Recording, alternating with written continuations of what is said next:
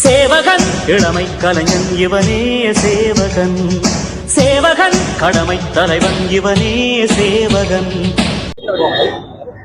தமிழ்நாடு உழவர் பேர் இயக்கத்தின் சார்பில் நடைபெற்ற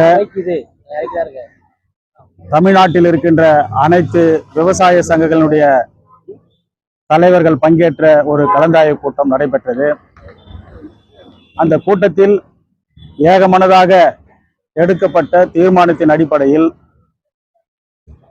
கர்நாடகத்தில் மேகதாது அணை கட்டுவதை கர்நாடக அரசு முற்றிலும் கைவிட வேண்டும் என்ற ஒரு தீர்மானத்தை போட்டு, அந்த தீர்மானத்தின் அடிப்படையில் பாட்டாளி மக்கள் கட்சியினுடைய தலைவர் மருத்துவர் அன்புமணி ராமதாஸ் அவர்கள் தலைமையில் மேகதாது அணை எதிர்ப்பு நடைபயண பிரச்சாரத்தை மேற்கொள்வதற்கு ஏற்பாடு செய்யப்பட்டுள்ளது.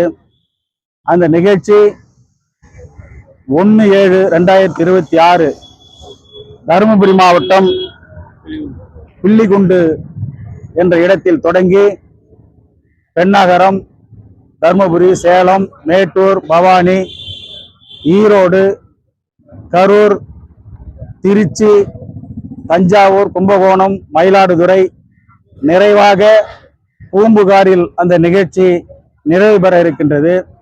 அதற்கான அனுமதியை பெறுவதற்காக இன்றைக்கு டிஜிபி அலுவலகத்தில் பாட்டாளி மக்கள் கட்சியின் சார்பில் இங்கே நிர்வாகிகள் எல்லாம் வந்து இங்கே இந்த அனுமதி கடிதத்தை கொடுத்திருக்கின்றோம். அதனுடைய டிஐஜி சார்பாக, டிஜிபி சார்பாக ஏஐஜி அவர்கள் இந்த மனுவை பெற்றிருக்கின்றார்கள். நிச்சயம் இந்த நிகழ்வு மிக வெற்றியுடன் அமைவதற்கு காவல்துறை ஆரம்பம் முதல் 1ஆம் தேதி முதல் 4ஆம் தேதி வரை இந்த நிகழ்ச்சியை சிறப்பாக நடத்துவதற்கு காவல்துறை முழு ஒத்துழைப்பு தருவதாக உறுதியளித்திருக்கின்றார்கள். கிட்டத்தட்ட அன்றைக்கு விவசாய சங்க தலைவர்கள் கலந்து கொண்டார்கள்.